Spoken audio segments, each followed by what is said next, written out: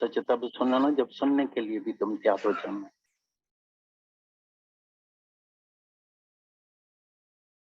कितनी साधना करनी पड़ती है, तभी बोला मौन है सुन। जान सुन के मौन में रहना। विकार देखने का अपना, अंदर जाना, भीतर जाना, मेरे अंदर क्या क्या चल रहा है, खोज करना। राग है, द्वेष है, नफरत है, ईर्ष्या है, मैं मेरा है, मन कहाँ जाता है, विषयों में जाता है, किधर जाता है। अभी अभ्यास तुम्हारा चालू ही है अपने साथ। और एक बात जिंदगी में हमेशा याद रखना, हर एक मनुष्य बिल्कुल सिंगल अकेला आया है और यहाँ से बिल्कुल सिंगल अकेला जाने का है, लेकिन ममता की वजह से मन हमेशा दूसरे में पड़ा है। कई मेरे को बोलते हैं हमारे शहर में आना। बोला क्यों, तुमको ज्ञान नहीं सुनने का है क्या? तुम ज्ञान सुनो, जाके सबको सुनाओ ना, मेरा ही ज्ञान जाके सबको सुनाओ। शहर में आने से क्या होगा, मेला मला खड़ा होगा, और क्या होगा, मेला होगा।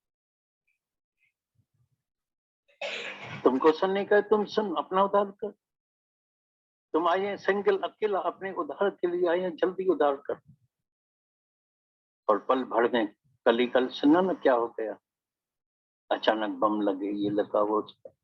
कई लोग उधर जो है शरीर उड़ गया, मट्टी का मटका टूट गया। अंदर वाले से पूछना काम पूरा किया है, तुम सब चतुर बैठे हैं। अर्जुन से खास भगवान ने पूछा था, हे अर्जुन तुम चतुर है, माना जिस काम के लिए आया है वो काम पूरा किया या अधूरा है?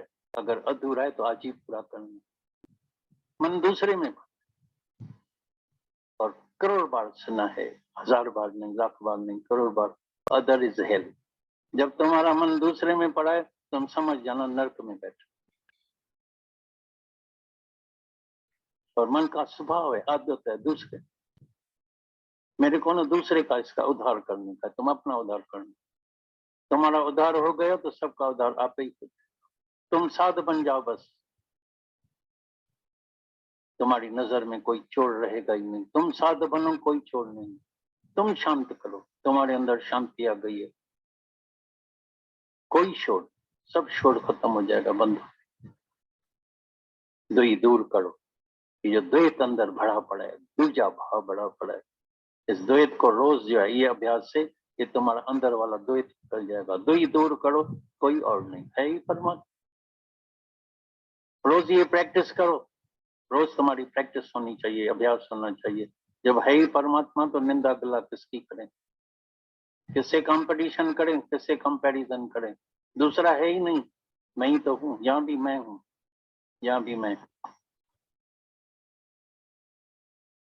सब कर्मों से बच जाए, आज अभी, आज ही परम शांति आ जाए, कहीं जाने की जरूरत नहीं पड़ेगी।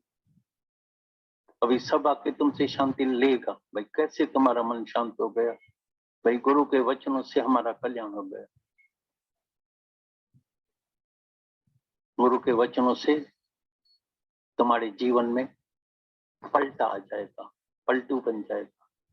तूने जीवन मेरा पलट दिया। जो पुरानी आदतें हैं, जो पुराना संस्कार है, वो सब तुम्हारा बदली हो जाएगा। अगर बदली नहीं हुआ तो कुछ नहीं, वैसे के वैसे। नाव चला रहे हैं लेकिन लगी बंधी पड़ी है कील से, रस्सी बंधी पड़ी है कील से। बहुत वन चला रहे हैं, रोज आते हैं जाते हैं, सत्संग सुनते हैं, बहुत लगन है, सब कुछ है।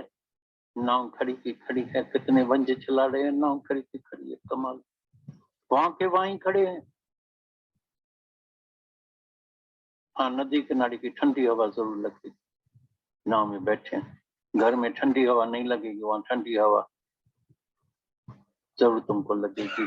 भाई इधर आते हैं, ठंडी हवा लगती है, आनंद आ गया, मिलन हो गया, ये हो गया, वो हो गया, दर्शन हो गए, वो हो गया, भजन कीर्तन ये सब कुछ हो गया, टाइम अच्छा पास हो गया। सीनरी भी अच्छी थी, स्विट्जरलैंड लगा पड़ा है, मौज लग पड़ी है, आनंद लगा पड़ा है। फिर आएंगे, फिर दोबारा आएंगे, ये करेंगे दोबारा। 1 मिनट के बाद क्या हो रहा है तुम नहीं देख रहे हैं। फिर दूसरे बरस में भाई अन्न, आज ही कल्याण करना, बाकी जो हुक्म परमात्मा का है तो आते रहेंगे, कहाँ जाएंगे। गुरु क्या करता है? गुरु का भोजन क्या होता है? गुरु का भोजन ही है ज्ञान। गुरु को कौन सा धंधा होता है? ब्रह्म ज्ञानी को नहीं धंधा। ब्रह्म ज्ञानी का भोजन ज्ञान, ब्रह्म ज्ञानी की स्त्री ज्ञान। भाई तुम्हारी औरत कौन सी है? मेरी औरत है क्या? मेरी जान से प्रीत इतनी लग गई है, जो पहले औरत से थी, औरत की मर्द के साथ थी, अभी मेरी ज्ञान के साथ प्रीत हो गई है। जो आता है सबको ये ब्रह्म ज्ञान सुना। जागो, उठो, याद करो, क्यों आए थे इस दुनिया में, कहां से आए थे, कहां जाने का है। नहीं तो पल पल में सब घर घर की कहानी सुन रहे हैं, सब दुखी, हैरान, परेशान। कल भी भोपाल से कोई आई, बोला 19 बरस की जवान लड़की जो है जा रही थी, बस से टकरा गई और ऐसा धक्का लगा सर वाला, उधर ही उसका शरीर शांत हो गया। माँ भी इतना दुखी है, इतना दुखी है, इतना रोती है, इतना रोती है। बोलती है मैंने उसकी सब जो है, जो भी उसकी इच्छाएं होती थी सब मैं पूरी करती थी, जो कामनाएं होती थी पूरी करती। अभी मैं क्या करूंगी, किधर जाऊंगी, क्या होगा, कैसा होगा, क्या। तभी गुरु के मिलने से तुम्हारे अंदर गुरु लाइट जगा देता है, रोशनी कर देता है। कोई जगह ना तुझसे खाली है, तो व्यापक डाली डाली है। इस निष्ठा के साथ जो रहने लगता है, इस समझ के साथ जो चलता है, दादा क्या चाहते हैं कि मैं ये चाहता हूँ कि दुनिया में एक एक सुजाग हो जाए, भगवान ही दुनिया में रहे। जितना तुम भाव का भांडा लेकर के आओगे, उतनी तुम्हारे ऊपर मेहर आशीर्वाद होगी। भांडा भाव तो अमृत से डाल।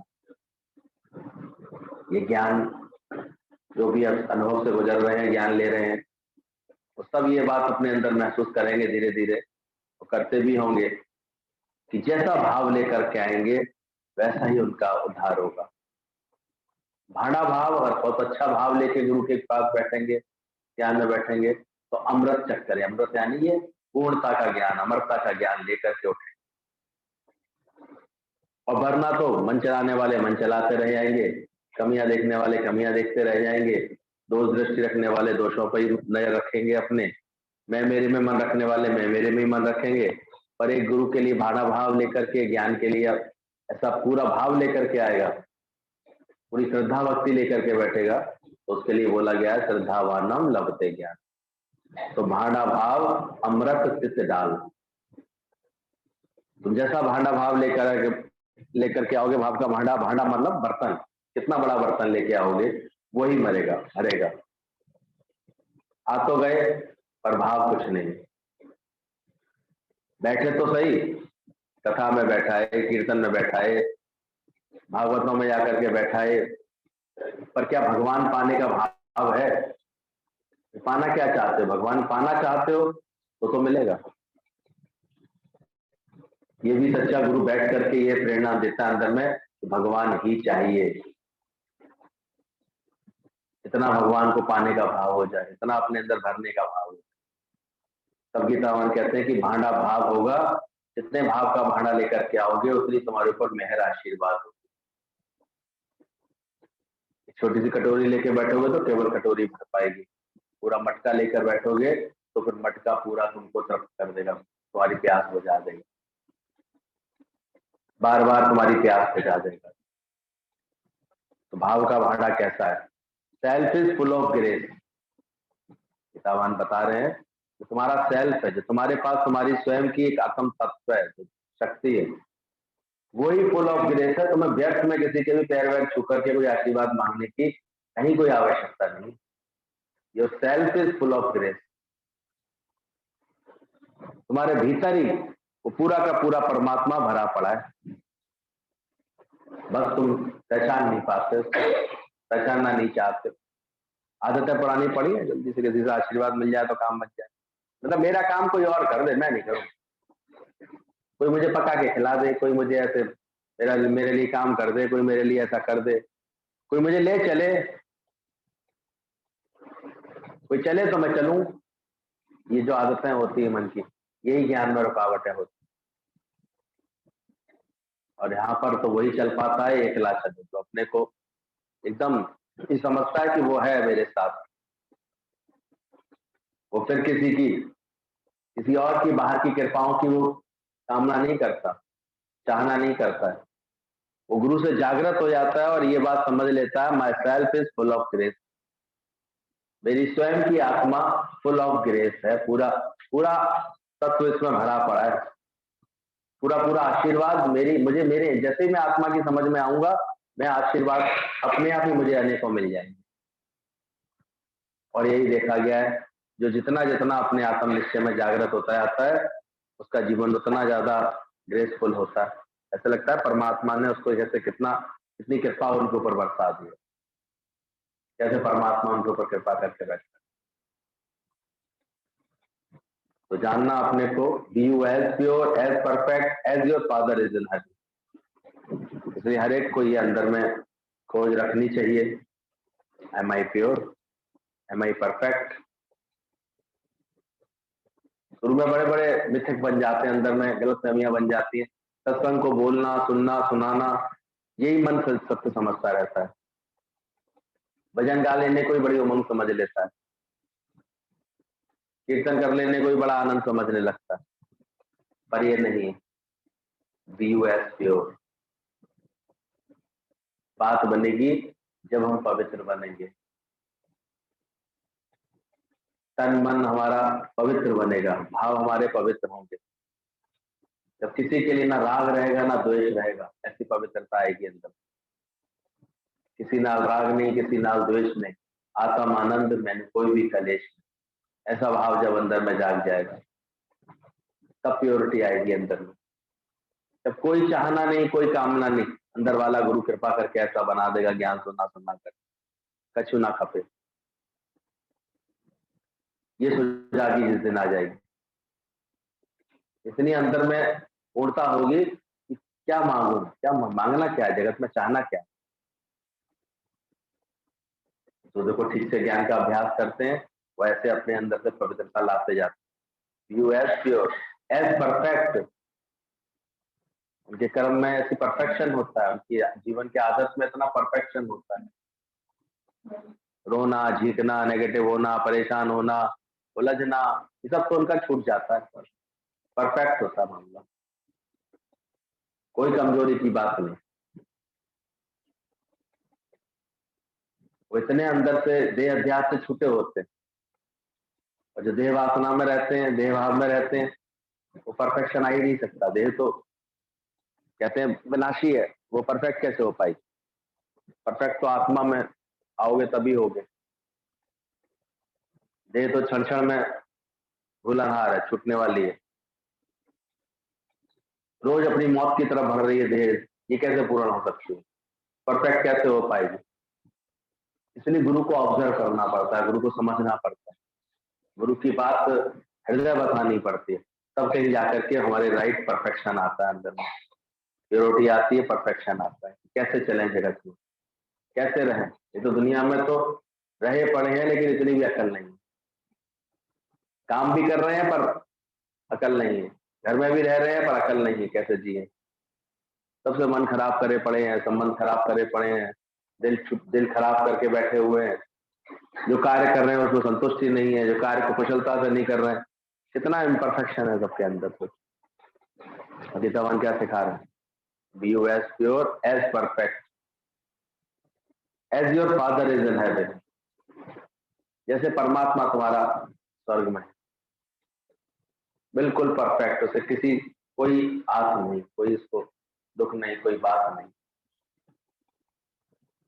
दुखों की गमों की एक लकीर तक नहीं खींचे तुम्हारे दिल और दिमाग से।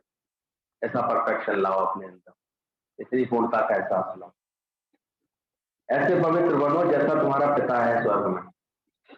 महर्षि से किसी ने पूछा कि मैं कैसे दुनिया में चलूं, दुनिया में कैसे रहूं?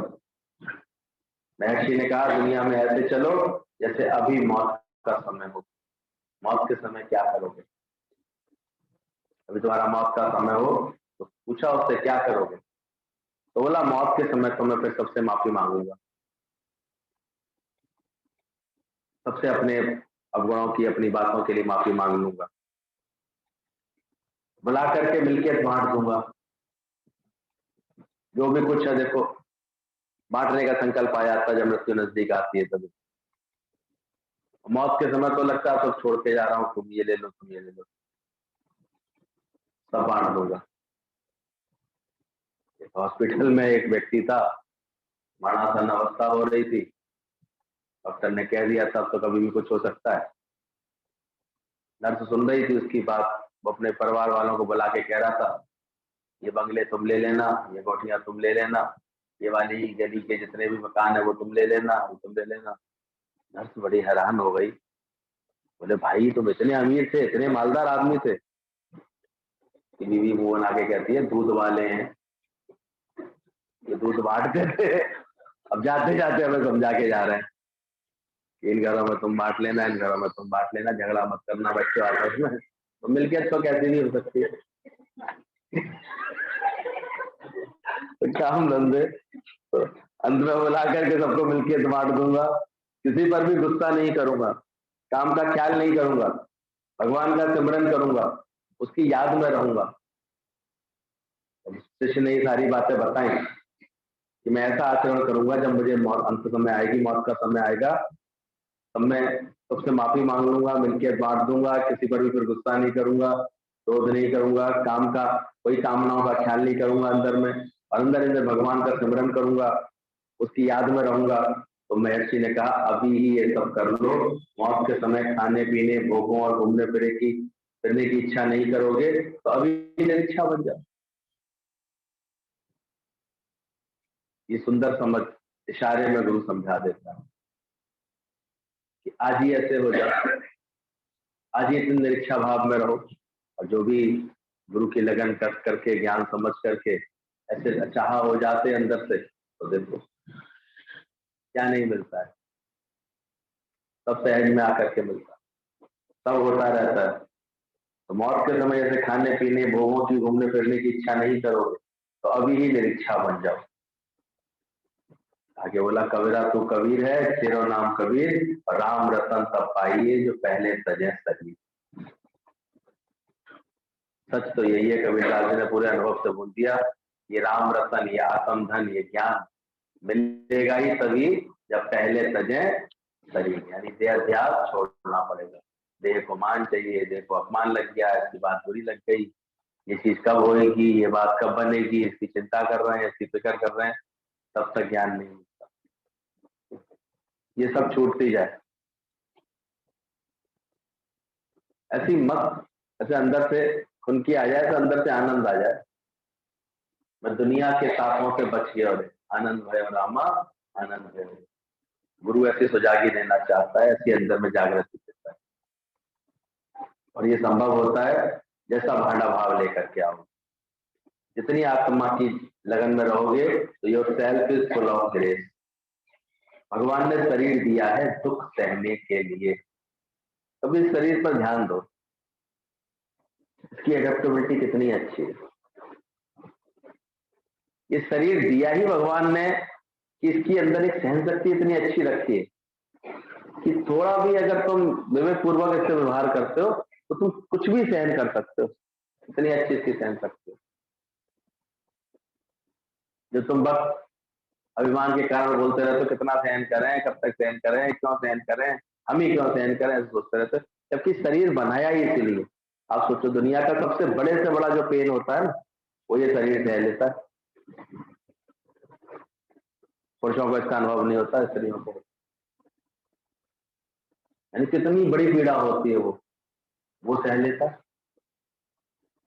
अगर कोई योग तपश्चर्या में आ जाए तो कितना कितना सह लेता है इसका शरीर। देखो जैन मुनि लोग पूरे पूरे सर्दी में बिना वस्त्र के, वो तो अभी शुरुआत हुई है तभी लग रहा पंखा बंद कर दो, जैकेट पहन लूं, और उनको देखो अगर वो तपस्या करते हैं, अगर वो अंदर में संकल्प रखते हैं और ऐसा भाव जगाते हैं तो देखो कितने आराम से निर्वस्त्र भी आराम से रह लेते हैं, एक चटाई में ही सो लेते हैं आराम से। कितना शरीर फ्लेक्सिबल होता है। जैसा इसको आप ठान लेते हो 9 दिन नहीं खाना है तो नहीं खाते, 8 दिन व्रत है हमारा, 9 दिन व्रत है, 9वीं का नहीं खाता। पर ये मन मैं अज्ञान के कारण कि उसके बावजूद भी इतना इतना सब सहने की शक्ति होने के बावजूद भी इस थोड़ी थोड़ी बातों में अपना खुशी गंवाता रहता है, ऐसा लक्षण दिखाता रहता। मुझे सहन नहीं हुई, हम नहीं बर्दाश्त कर पाए, किसी शब्द बोल दिए नहीं बर्दाश्त कर पाए, किसी ने कोई बात कह दी नहीं बर्दाश्त कर पाए, कोई परिस्थिति आ गई नहीं बर्दाश्त कर पाए। और जब गुरु की शरण में आते हैं, गुरु ये प्रैक्टिस करा देता है। अब सरदार जी की तरह क्या बोलते हैं, अच्छा खानदा अच्छा पानदा, शौक है हमें तो भाई। एक सरदार जी पेड़ पर बैठे थे, खाली लंगोट पहन के, बटन्ना पहन के बैठे हुए थे और चने खा रहे थे। आई नहीं उनके पास, जो था वो कर रहे थे बेचारे, आराम से बैठे चने खा रहे थे। फिर भी किसी ने पूछा, सरदार जी कैसे हो? आई शौक पूरे कर रहा हूँ। बोले क्या शौक है? अच्छा खाने का, अच्छा पहनने का। वो भी दोनों काम कैसे कर रहे थे? शौक से कर रहे थे। यही गुरु जी सिखाते थे कि तुम जो भी करो कैसे करो, ये आर्ट होनी चाहिए, आर्ट ऑफ तुम्हें लिविंग होनी चाहिए। ऐसी सोच होनी चाहिए कि जहां भी कृष्ण भगवान को पत्तल उठाई गई, शौक से उठाई। बर्तन मांजने पड़े कैसे करो, अच्छा अभी पता लगा आज मेरी नहीं आई है, बर्तन मांजने पड़ रहे हैं, कैसे काम करना चाहिए। कल आई नहीं रही किसी को, अभी तो कर में आया है, कर लें, पहले झीक लें, दो चार गालियां सुना लें नौकरानी को, उसके बाद नेक्स्ट सही होता है। नेक्स्ट मतलब हमारा क्लास निकल जाती है ना, फिर तो करना तो पड़ेगा ही। लेकिन जिसको अकल आ जाती है, ये बात समझ में आ जाता है, भगवान ने शरीर दिया ही है सुख दुख सहने के लिए, दुख सहने के लिए, पर इसको हम इतना आराम तलबी बना देते हैं कि बेचारा थोड़ी थोड़ी बातों में अटक के रह जाता है, दुखी होने लगता है, कलेश मानने लगता है, परेशान सा होने लगता है। और जिसके जीवन में अच्छा ज्ञान होता है, समझ होती है, तो वो फिर देखो आराम से उसका शुक्राना गाता है। अभी राजगद्दी मिल रही है, अभी 14 वर्ष के लिए वनवास मिल गया, रामचंद्र जी ने क्या गाया? तो दुख मनाया बैठ के, तो नए गले में निशान आ गया, परेशान हो रही। मत होना बिल्कुल भी, आज के बाद मत सोचना कभी, ऐसे अंदर से भरपूर कर अपने मन को, ये समझ धारण करके क्या हुआ है। अरे हारी बीमारी आती है, भगवान ने इसका कोई योग रखा होगा, शुक्राने ली जाए कि इससे पहले हमें डॉक्टर ने अच्छी सलाह दे दी, दवा दे दी।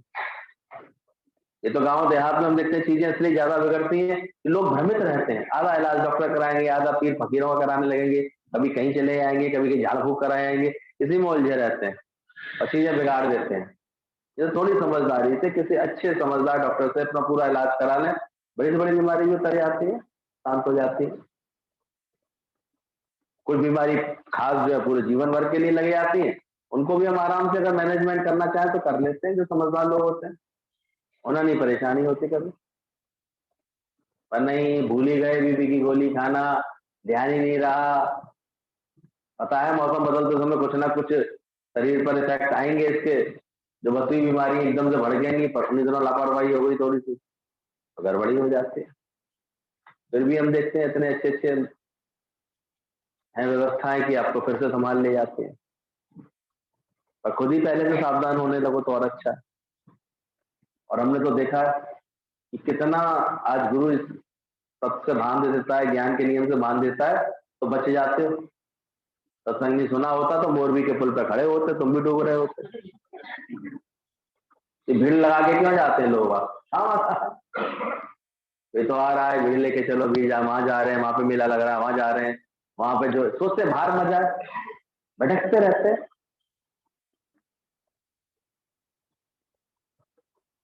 नहीं है ज्ञान नहीं होता, पहले आत्मा भूली रहती है तो मनुष्य भटकता रहता है। ज्ञान तो है नहीं, समझ है नहीं, इसी जगह सब जगह देखो, और जहां जहां भीड़ का प्रेशर, वहां कोई ना कोई दुर्घटना की संभावना बढ़ जाती है। किसी भी जगह जाओ, प्रेशर है अगर तो कुछ भी घटना घट सकती है। इतने लोग एक जगह घुस के रह रहे हैं, कोई भी घटना घट सकती है, कोई बात हो सकती है, घुटन हो सकती है। खुद तो निमंत्रण दे रहे हो सब चीजों को, तो वही जो है ऐसी ऐसी चीजें होने लगती हैं कि जिसकी कैपेसिटी नहीं थी पुल की उतनी, उससे ज्यादा वहां पर जो है लोग चढ़ गए उसके ऊपर। क्या भगवान की तरफ से कोई काल आया था क्या उनका? थोड़ा बंद कर दो लाइट, लाइट बंद कर दो, बल्ब बंद।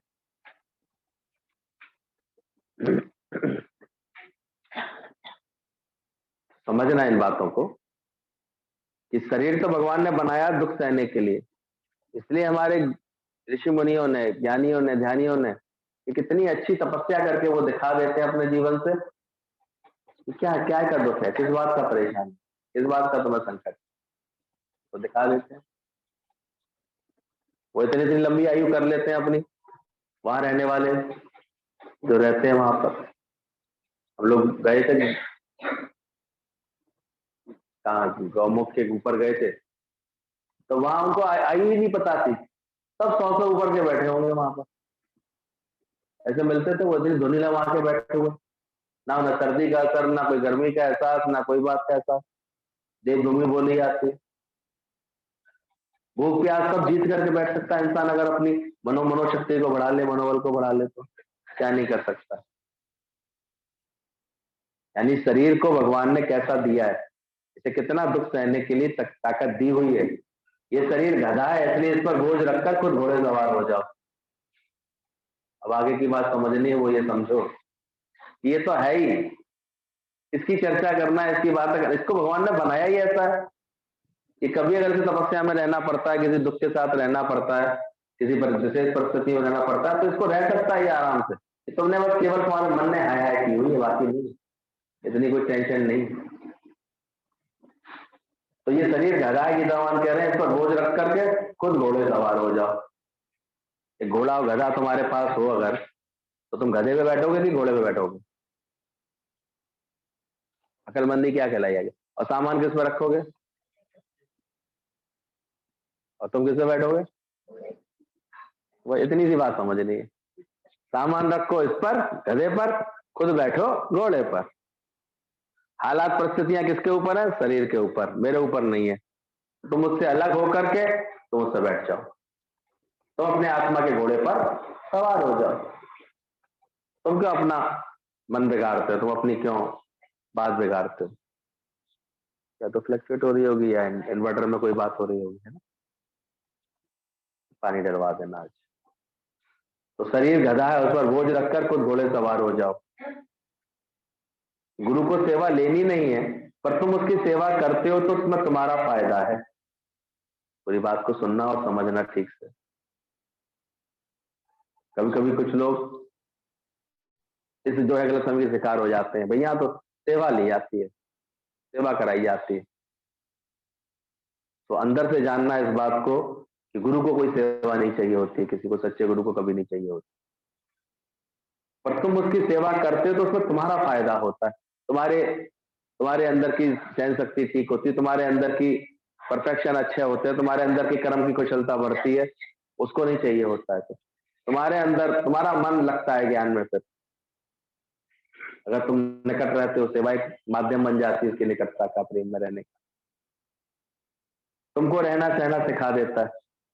हम कितनी चीजें गुरु के दर पर ही पहुंच पहुंच के सीखे कि ऐसे रहो, ऐसे चलो, घर में रहो तो ऐसे रहो, रस्त में चलो तो ऐसे चलो, बातों को इस तरह से लो। कोई ये सत्संग कोई इतना केवल सुनने मात्र से थोड़ी आ जाएगा समझ में। जिन्होंने भी गुरु का संग किया है, इसलिए ज्ञान से अधिक हमारे यहाँ प्रेम पर महत्व दिया गया है। विद्वान कहते हैं ज्ञान से अधिक प्रेम, क्योंकि तो प्रेम जो जो सिखा देगा, ज्ञान तो बल्कि उल्टा अहंकारी बना देगा। तो बोला गुरु को सेवा लेनी नहीं है, पर तुम उसकी सेवा करते हो तो तुम्हारा फायदा है, ऐसा समझ करके भक्ति सेवा में रहो। बाकी तो गुरु को भी सेवा लेनी नहीं है, बस करनी है। अंत तक देखते हैं गुरु ही सेवा करता रहता है।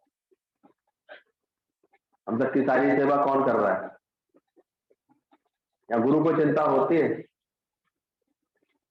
वो 4 दिन नहीं देखता है तो उसको अंदर से दर्द होता है कि क्या बात है, कौन सी माया ने पकड़ लिया होगा, कहाँ अटक गया इसका मन, किस उलझन में फंस गया इसका जीवन। सेवा वो करता है, रोज एक एक 1.5 घंटे वाणी की सेवा कौन करता है? हमारे मन को संवारने के लिए ये सच कौन सुनाता है? तो वो तो सेवा करता है, उसका तो नियम है, वो तो नियमित अपनी सेवा करता है। बस कुछ तुम भी लगा लो जोर, इसलिए सच्चा गुरु तुमको प्रेरणा देता है, आप जपे और अनाप, तुम भी तो थोड़ा सा पुरुषार्थ करो। तुम भी तो गुरु देखे कि इतने दिन से सुन रहे हो, तुम अब 2 बात अच्छी बता सकते हो किसी को जाकर के ये समझ दे सकते हो। देखें कौन कितनी कुशलता से कार्य करता है। देते होते हैं मौका, हम सबको देते हैं इस बात का मौका कि भाई चलो इस एरिया के हो, तुम इस हर एरिया का एक एक हम दे देते हैं, भाई चलो तुम्हारी लगन अच्छी है, तुम जिम्मेदारी रखो, तुम इस एरिया के 10 लोग हैं, उनको संभालो, उनकी देखभाल करो, उनको प्यार से जोड़ो, उनके अंदर में ज्ञान की स्थिरता अच्छी करो, उनके अंदर ज्ञान के लिए लगन अच्छी करो, श्रद्धा अच्छी करो, भाव अच्छे करो, भक्ति अच्छी करो, नियम उनका अच्छा बनवाओ, सत्संग की लगन करवाओ। पर चेतते ही नहीं लोग, हम देखते हैं जो नहीं चेते वो फिर पीछे रह गए। मौका दिया भाई चलो तुम्हारे एरिया में तुम्हारे यहाँ सत्संग रख लेंगे, हफ्ते में 1 दिन कर लेंगे, पर नहीं, हालात उनके ऊपर रहा, नहीं वो समझे अंदर से ज्ञान की इस बात को, नहीं गुरु की कृपा को महसूस किया मन ने पूरी तरह, ये कृपा का ऊपर मेरे ऊपर ही कृपा है, ये सेवा मुझे मिली है। रहे लापरवाही में, फिर मैं मेरे में ही मन रखा, नहीं पूरी तवज्जो दी ज्ञानियों को, तो ऐसे थोड़ी सत्संग ऐसे थोड़ी कोई आ जाएगा। 4 प्रेमी आप बुलाने के लिए अपने यहाँ पर तुमको बहुत निमाड़ा होना पड़ेगा, बहुत प्रेम वाला होना पड़ेगा। 4 को बुला के तुम उनके दोस्त देखो, उनकी बैठ की चर्चाएं करो, तो थोड़ी कोई तुम्हारे यहाँ आएगा। कितना तुमको ऐसे बैठना पड़ेगा उनके लिए, इतना शौक चाहिए। गुरु से देखो, गुरु को कितना शौक होता है सत्संग का, वो हर काम से पहले किस नियम को रखता है? सत्संग के नियम को रखता है। तुम्हें रखने का शौक है, तुम रखती हो अपने जीवन में? तुमने तो अभी बड़ी तो ऐसे छूट ले रखी है, आज मन नहीं था तो नहीं आए, है कोई नियम? बेकार बातें करते, घर ले लिया यहाँ सत्संग कराने, हिम्मत रखो, मेरा मन तो रखो, 2 दिन में तो करा नहीं पाओगे, बातें करते हो केवल बैठकर। हफ्ते में 1 दिन का भी कोई ढंग से नियम चला ले अपने यहाँ, पूरी उमंग से, पूरी खुशी से, हम तो भैया बड़ा नमस्कार करते हैं उसको, बहुत अच्छा है भाई, इतनी तो उसमें लक्षण आए, इतना ज्ञान सुनने के बाद उसमें समझ तो आई, इतना तो प्रेम है कि भाई कभी उमंग रख के, प्रेम रख करके कभी गुरु को भी अपने पास खींच पाए, नहीं खींच पाते, नहीं ऐसा समर्पण होता।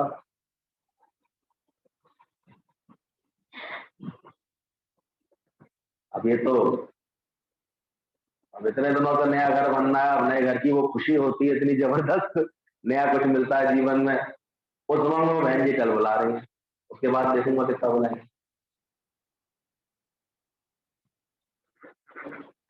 वो तो डलवा दिया इसलिए कल का सत्संग वहां रहेगा, राजा का ताल, कौन सी कृष्णा है पता नहीं क्या है वो, कृष्णा अपार्टमेंट, कौन जाना समय से उनकी भावना पूरी करनी, हमको क्या करना, पर कोई अपना जीवन बनाए पूरा, खुशी तो उसमें है।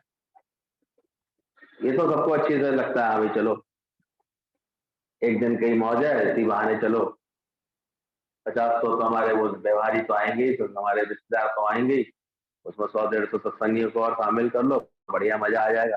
और कुछ बार भैया मजा भी खूब कराते हैं, क्या है, भजन भी हो जाएंगे इस बहाने, नाच लेंगे, गा लेंगे, खुशी हो जाएगी, और क्या हो। भाव है भाई चलो पहला पैर गुरु का ही डलवाना, चलो ये भी ठीक है, लेकिन अंदर से तुम्हारा मन ज्ञानवान बने, अंदर से तुम्हारा जीवन ज्ञान के लिए प्रेरित हो, तब खुशी आएगी गुरु को, जब तुम ये सुजागी तुम्हारे अंदर आ जाए, ये कार्य कर सको। सब ले लेके गाड़ी चले आते हैं दिखाने के लिए, उन्हें दिखाना होता है, या इकट्ठे एक साथ में देख लेते, इसके बाद गाड़ी आई, गाड़ी आई, गाड़ी आई, वैसे कौन पूछ ही नहीं रहा, आजकल लड़की बड़ों तो पूछ नहीं रहे। सबसे अच्छी है कौन सी है, इसलिए सत्संग ले आओ, बहू को भी ला के यही बैठा तो दिखा दो ना, सत्संग बहू शादी हुई, अभी शादी हुई है, बड़ी खुशी है, लड्डू बांट दो, खुशियां खूब करो, कभी हमें कोई दिक्कत नहीं, लेकिन अंदर से अपने को ज्ञानवान बना लेना, फिर अचानक कोई हालात आए, कोई बात आए, तो फिर मन नहीं बिगड़ना चाहिए। ऐसा ज्ञान का शौक हो, इतनी लगन हो कि उसके बाद गुरु अगर कभी तुमसे कोई बात कहे, कोई बोले, तो वो तुम्हारा तन मन धन कहीं कोई अर्पण है? खामा खा फाय फाय कर रही हो तो कुछ नहीं, पूछ लेना कोई अर्पण है? हक रख सकता है गुरु? आज तो बोला ये आपकी है, ये आपकी है, पर देखो कह सकता है गुरु कभी?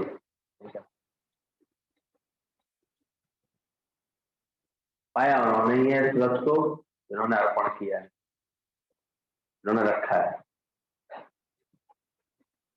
तन भी हो, फिर ऐसे हम नहीं बुला सकते। अगर नहीं, अगर स्वभाव अच्छा नहीं बात प्रेम को अच्छा समझाया, नहीं घर में अच्छा माहौल किया, कभी कोई प्रेमी नहीं तुम्हारे घर पे आ सकता। कैसे आएगा?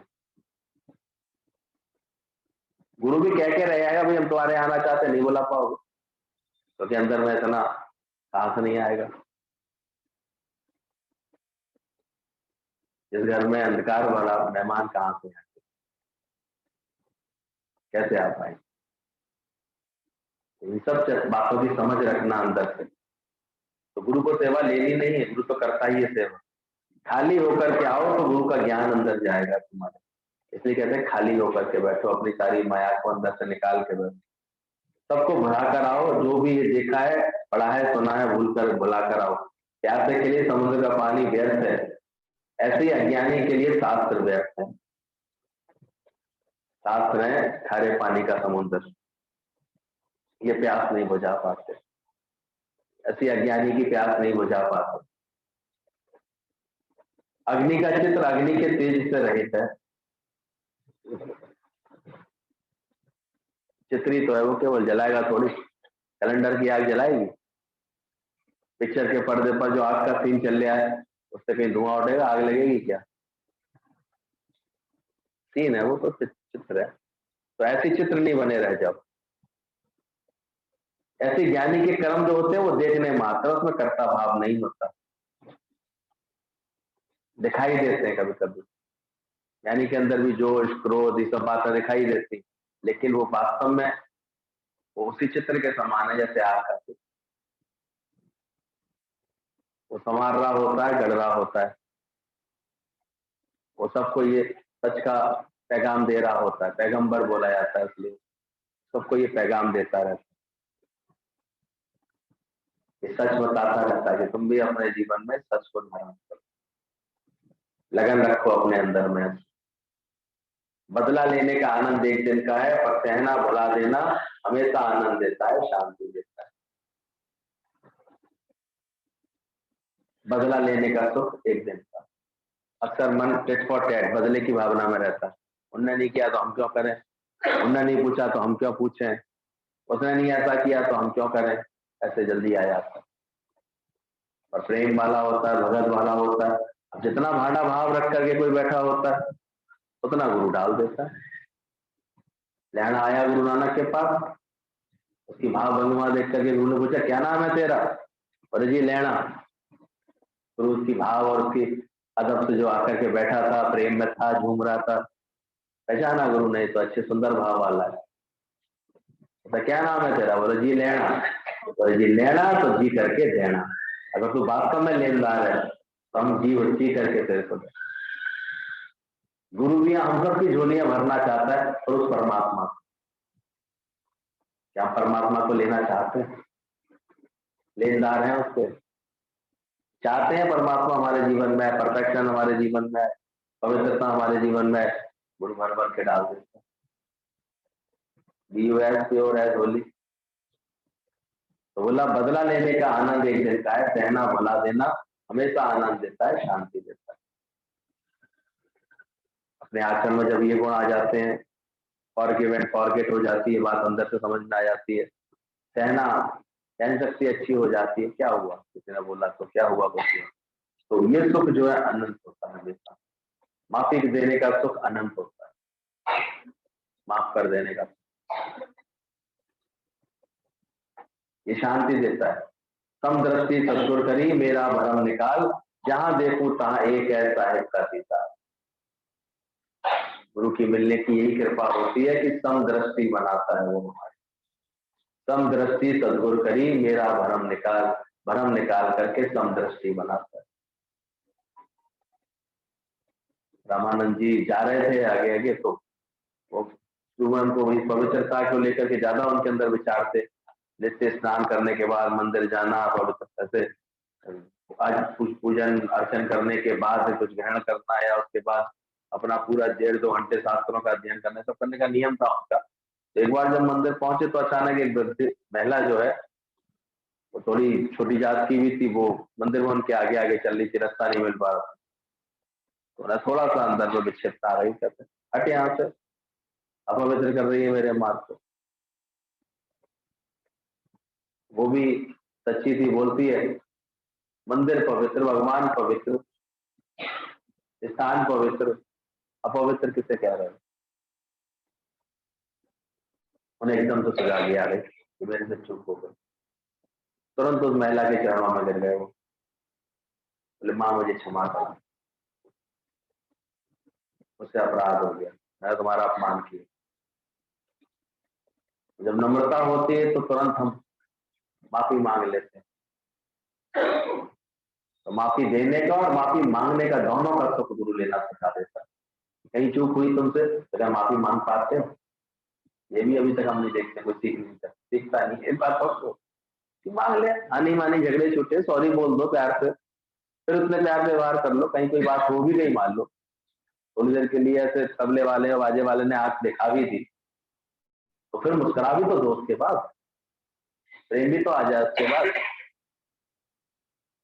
ये दोनों गुण जब जीवन में भरपूरता से आ जाते हैं, माफी देने का और माफी मांगने का, फॉरगिव भी आ जाए, फॉरगेट भी आ जाए, देना भी आ जाए फॉरगिव का, तो फॉरगिव का लेना भी आ जाए। मांग सको माफी, क्या हुआ? इस बात की किस बात का अहंकार रखना कि हम क्यों माफी मांगे, हम क्यों झुके, हम कैसे बोले? बनता नहीं है जीवन जब तक ऐसा रहता।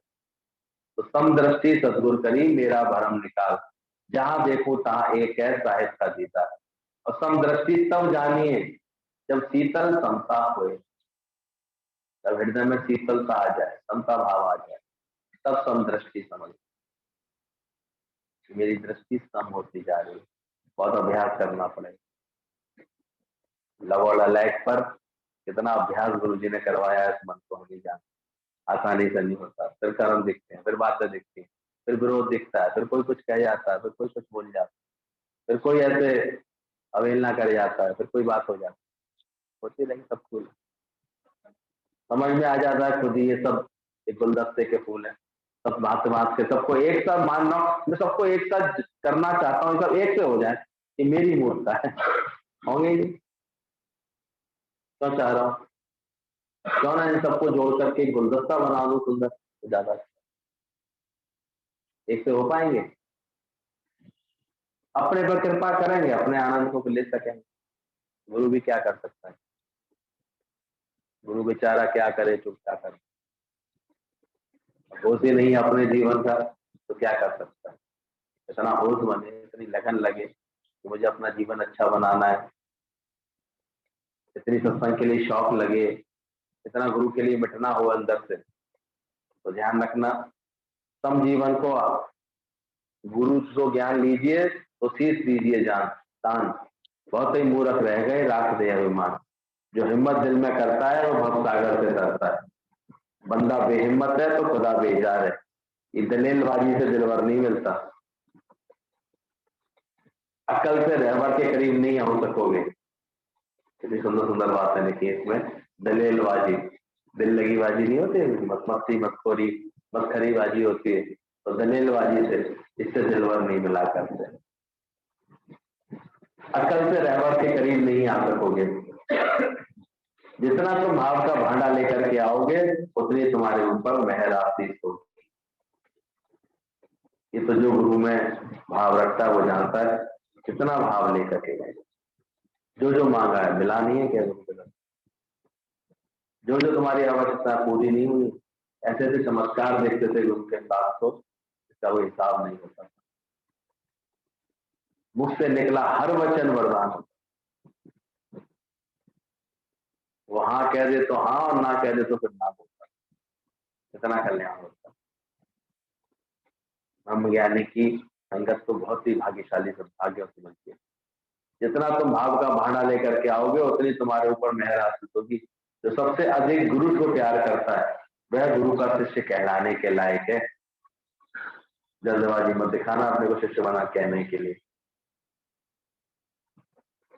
जब सबसे अधिक प्यार गुरु से होने लगता है तब वो शिष्य कहलाने के लायक है। और उन्हीं शिष्यों ने मंजिल पाई है। यदि एक भी वस्तु दुनिया की गुरु से अधिक प्यारी है, अपना सुख, अपना आराम,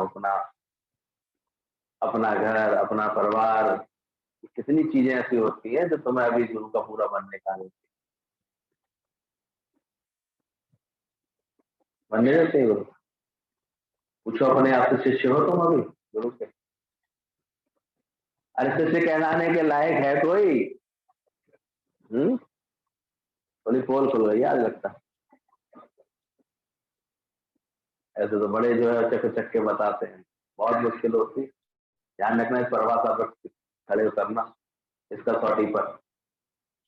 यदि एक भी वस्तु दुनिया में गुरु से अधिक प्यारी है तो अभी भक्त कहलाने के भी लायक नहीं हो। शिष्य तो बात की बात है।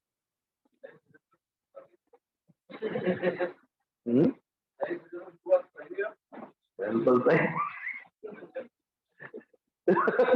तुम तो वही वाले हो, अब फिर मिटाओ फिर खेलेंगे।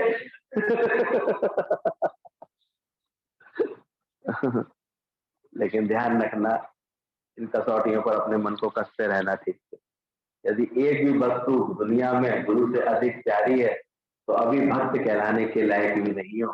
गोपियों को प्रेम था, वह ज्ञान को इतनी वैल्यू नहीं देते जितना हम बोले ज्ञान। बोल रहे हैं हम ज्ञान को इतनी वैल्यू नहीं देते जितने प्रेम को। इसलिए बोल दिया गया सब साधन का मूल है दुर्लभ सद्गुरु प्रेम। और फिर जहाँ प्रेम होता है, जिसके मन में प्रेम भाव होते हैं, खेच होती है, लगन होती है, गुरु के लिए संगत के लिए लगन होती है, भाव होता है, वहां अपने आप रौनक होती है। आप आना गुरु जी, रौनक करना। गुरु जी क्या करे, तुम अपना भाव देखो, भाड़ा भाव तो अमृत तक है। और जिसके यहाँ भाव होता है, जिसके मन में भाव होता है, जिसके मन में प्रेम होता है,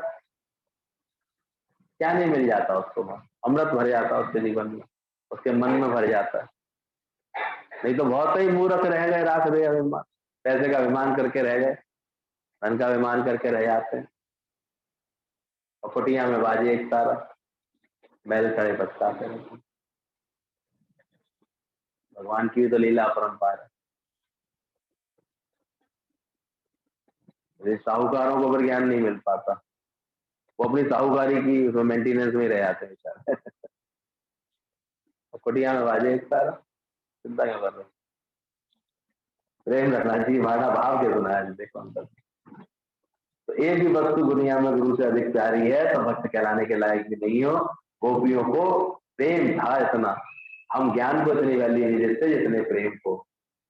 प्रेम बिना कोई पार ना पावे, बात करे जमसुआ। इसलिए प्रेम की महिमा है। हाँ, प्रेम होना चाहिए पूरी प्योरिटी के साथ, पवित्रता के साथ और सुंदर समझ के साथ। ध्यान रखो कितनी मर्यादा से हमें गुरु प्रेम में रहना सिखाता है, ये भी समझ। इसलिए उसने हमको एक सुंदर सही समझ दी। सच्चे गुरु से प्रेम का क्या प्रेम का प्रदर्शन हम किस रूप में कर सकते हैं? आपका गुरु से प्रेम है, सबसे अधिक हम कैसे दिखा सकते हैं? सत्संग से एब्सेंट होके या प्रेजेंट होके? कैसे दिखा सकते हैं? एब्सेंट होकर भी दिखा सकते हैं। अपनी मन मर्जी चल करके भी दिखा सकते हैं, या गुरु मानी करके। गाय के बछड़े जितना भी प्रेम, एक दिन भी याद आई सत्संग की, ये तो गड़बड़। इतना प्रेम बढ़ना चाहिए सत्संग, ज्ञान से, गुरु से। कि अपनी बात सबसे पहले मुझे किसे बतानी है? अपने गुरु को बतानी।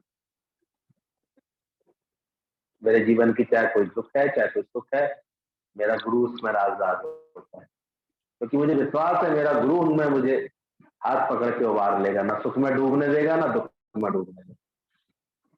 इतना जिसको प्यार होता है, भरोसा होता है,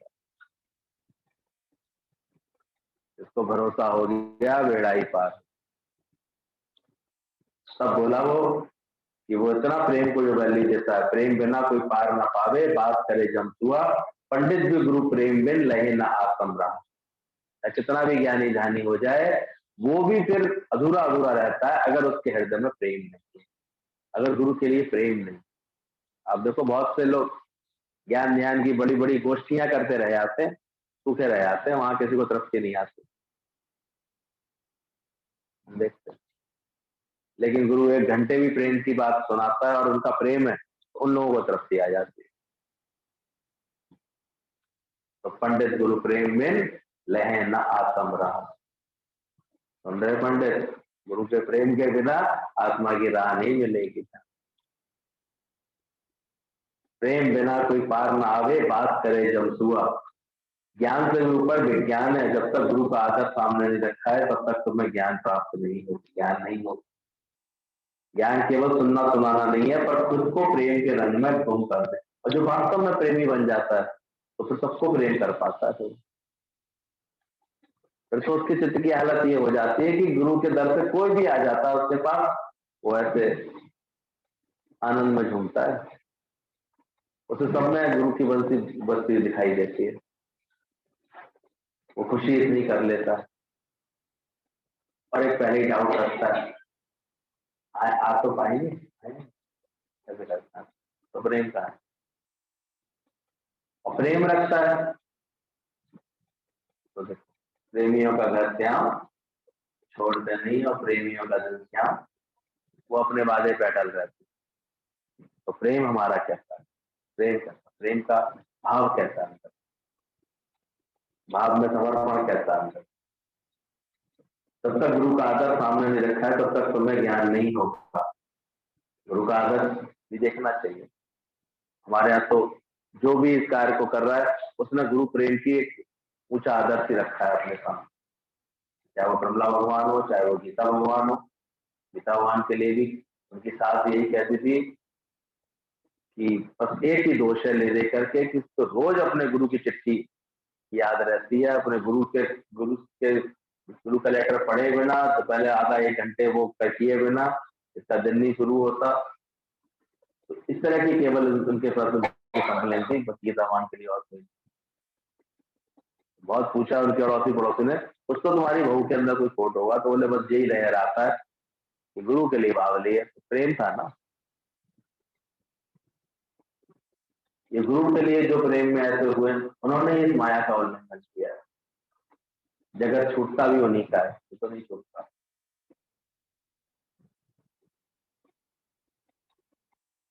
कहता तो मन बहुत है कि अभी ज्ञान आ जाए, पर आएगा ही ज्ञान तब जब इतना अंदर से प्रेम होगा। उस प्रेम में भूलती है दुनिया सारी। किसी को भी देख लो, भगवान को देख लो, जबरदस्त प्रेम जो से इतना अंदर से प्रेम लगे, कोई बहुत थोड़ी उसका तो गुरु ही वो था, खेती में काम करने वाला बुल्ले शाह का, बुल्ला शाह का गुरु, लेकिन फिर भी प्रेम में था वो। गुरु के पास जब भी आता था, खुद शाही परिवार से था, खानदानी था, लेकिन गुरु के पास जाएगा तो क्या करेगा, तो खेती में ही सेवा करवाता था साथ में। गुरु खुद किसान था, किसान में नहीं, भैंस चराने वाला किसान। पहले भैंस के जन्म लेकर के तो सेवा करता था गुरु, जो सेवा प्रारंभ में गुरु के जैसा गुरु। तुम नवाब हो तो ये थोड़ी गुरु अपना पैसा बदलेगा, वो तो जैसा है वैसे ही रहेगा, जैसा गुरु मिले आगे से जैसे घास मिले। नारद को कौन सा गुरु करना पड़ा, कौन सा किस्मत में लिखा था उसके, जैसी माने जो नालियों में सफाई दे रहा हो, सफाई। उद्धार भी किससे हुआ होगा। तो गुरु कभी अगर मिलता है जीवन में हमें, तो हमने उस प्रेम को निभाया, उसके साथ के लिए निभाया। तो ज्ञान से ऊपर क्या है डॉक्टर साहब, ध्यान रखना, भूल जाते हैं लोग। ज्ञान केवल सुनना सुनाना नहीं, और खुद को प्रेम के रंग में गुम कर दें। और जब प्रेम के रंग में गुम करेंगे तो फिर आपका ऑटोमेटिक संगत से, सत्संग से, निष्कामता से, हर चीज से प्रेम तो आपको होने लगेगा अपने आप ही। फिर कोई भेद नहीं रहेगा, एक ही विचार उसका गुरु के विचार से अलग रह ही नहीं सकेगा। अगर प्रेम होगा तो ज्ञान में दर्जे बन जाएंगे। इसलिए प्रेम को ऊपर रखा गया। ज्ञान से भगवान को जानोगे तो प्रेम से तो खुद भगवान ही हो जाओगे। कौन बड़ा हुआ? गीतवान कहते थे प्रेम को पहले पहुंचा लगाने दो, तब तो ज्ञान भीतर आएगा, नहीं तो आएगा ही। प्रेम बिना सोते सभी, जाप ताप व्रत और नेम। ऐसा प्रेम आता है, रहता है।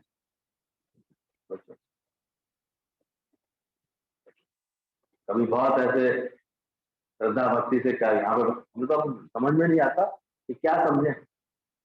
15-15 20 साल जिसका मन श्रद्धा रखता हो, भाव रखता हो, संग रहता हो, सत्संग सुनता हो, और फिर वो कहता है ये कौन सा सत्संग है कि दादा की बर्थडे पे आप केक काट रहे थे? बताओ, उसे गुरु के लिए इतना भी प्रेम नहीं है। तो जब प्रेम ही नहीं है गुरु के लिए तो फिर क्या होती ज्ञान की स्थिति होगी? जीरो, दिल बड़ा सन्नाटा, कहां से प्रेम आएगा फिर उसके अंदर? ये आ गई चतुराई हो उसके अंदर, व्यर्थ की पहुंचा गया, प्रेम सूख गया बेचारे के। नहीं तो एक एक दिन का इंतजार करता है, गुरु के प्रैक्टिकल का दिन, गुरु की जन्मदिन का, उसका इंतजार होता है।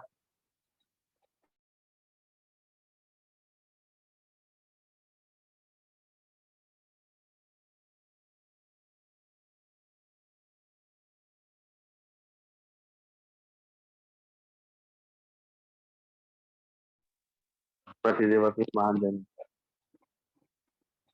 जाता क्या है? और गुरु का ही तो ज्ञान है, तुम्हारे बाप का ज्ञान है। उनकी वजह से तो ज्ञान है, वरना क्या जानते थे तेरे मिलन से पहले? पूछो, दादा से पहले कुछ जानते थे? गीता से पहले कुछ जानते? भगवान मिले नहीं थे तो कुछ भी जानते थे ज्ञान के बारे में? और उनसे भी प्रेम नहीं कर पाए तो क्या धूल खाओगे? क्या करोगे? क्या करोगे बताओ? ये ऐसे ज्ञानी मत बन जाना, गलती मत करना, जो प्रेम अंदर से सूखे। ध्यान रखना, गोपियों जैसे प्रेम जरूरी है, नहीं तो पंडित हो जाओगे, केवल ज्ञानी बने का अहंकार हो जाएगा। कोई भी दुनिया में सच्चा प्यार गुरु जैसा नहीं करता, और यही हो जाता है, बहुतों को बीमारी लग जाती है। क्योंकि प्रेम कैसा होना चाहिए? भगवान ने इसीलिए भगवान ने बोला गोपियों जैसा प्रेम जिसके हृदय में होता है। केवल ज्ञानी, दुनिया में कोई भी सच्चा प्यार गुरु जैसा नहीं करता। तुम्हारा सच्चा प्यार तो गुरु को तुम्हारे लिए सब कुछ छोड़ करके यहाँ आया, पर तुम सब कुछ छोड़ करके गुरु के पास आए हो, गुरु के पास बैठे हो। इतना ये लेटर उन्होंने सच से भर दिया है। एक मनुष्य का जन्म, दूसरा गुरु कृपा, तीसरी अपनी कृपा हुए तो मुक्ति अवश्य मिलेगी।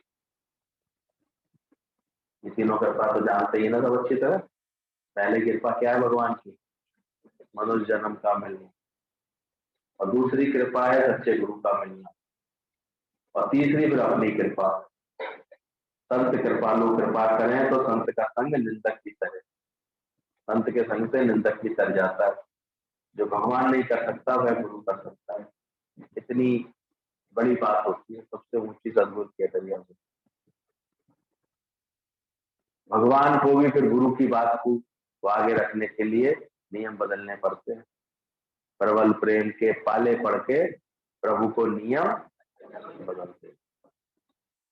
प्रभु की कभी कोई ऐसी बात होती है, नियम होता है, अटल बात होती है, वो भी अगर गुरु का संकल्प हो जाए, गुरु का प्रेम आ जाए आड़े, तो भगवान को बदलना पड़ता है। ज्ञानी चंदन है जिसे कामना का कीड़ा छू भी नहीं सकता। ऐसा ज्ञानवान अपने को बनाओ कि कोई कामना का कीड़ा छू ना सके। और अपने को ज्ञानी कहते हो तो फिर चेक कर लो अंदर कोई कामनाएं तो लाती तो नहीं, कोई इच्छा तो नहीं बाकी। गुरु की प्रीत चांद और चकोरी जैसी होनी चाहिए। जितनी हमारी श्रद्धा है, जितनी हमारी चाहना है, उतना गुरु का प्रेम है तुम्हारे साथ, ध्यान रखना। इसलिए फिर वही बात याद रखना, भाड़ा भाव तो अमृत चखे। आप अच्छा होगा तो सब खेल अच्छा होगा, भावना अच्छी होगी तो सही होगी, सुजागता होगी, गुरु का इशारा समझने की क्षमता होगी, प्रेम होगा तो सब अच्छा है। क्या इरादा है, क्या वृत्ति समझ में आई इस बस लेटर से पूरी बात।